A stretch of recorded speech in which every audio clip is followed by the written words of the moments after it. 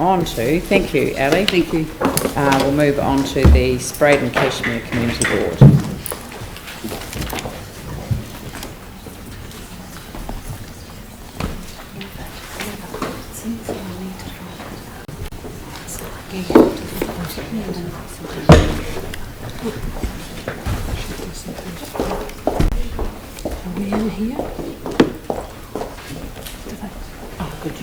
Well done. I mean, It keeps me fit.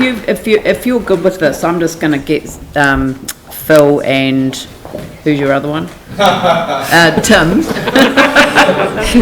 to move and second the care crossing, because I mean it's just a no-brainer and it should be a delegation. So yeah, so I personally don't think it's entirely a no-brainer, but I take your word on that. Moved by Phil, seconded by Tim.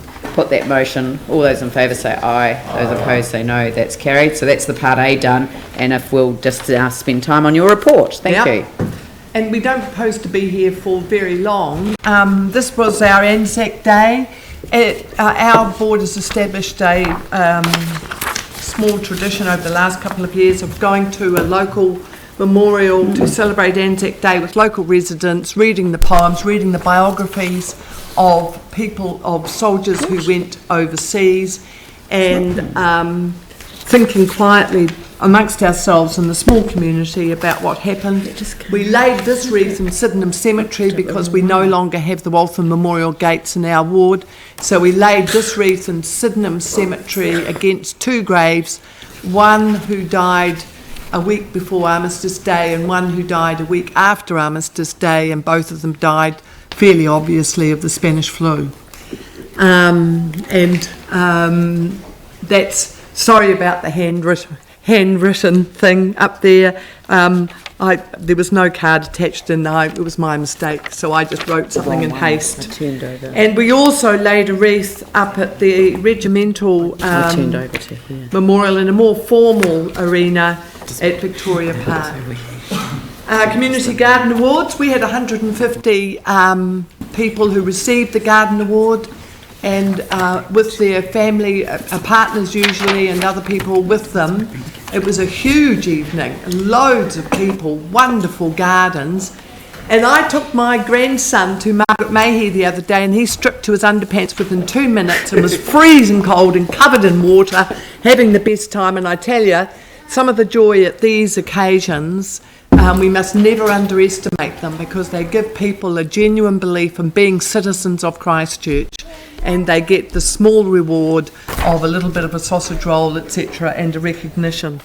And it was great to see the joy in their faces.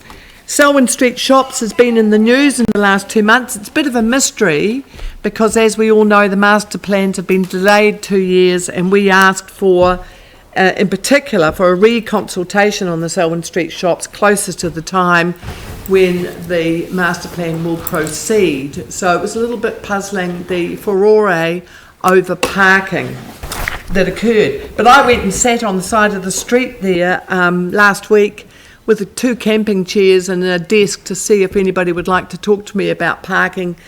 And I wasn't rewarded with a great deal of attention, except perhaps people pointing at that nutter over the other side of the road. And Barrington Mall, we're going to bring this up at the annual plan, so I won't spend too much time on it. I wish the photograph had been taken in rush hour, but it's not. We've been trying, local residents have been trying, they told me, for 17 years to get rid of the right-hand turn out of Barrington Mall. And the Barrington Mall management have at long last agreed. Now we just have to implement it, and of course it's not cheap. It's not a lot of money, but it's not cheap. And so we're trying to get rid of the right-hand turn out of Barrington Mall because of the danger to pedestrians going to the Spreydon Library, people crossing the road, the amount of traffic on Barrington, and the interaction that they have in terms of stopping for the library, going to the mall, and the health centre over the other side of the road.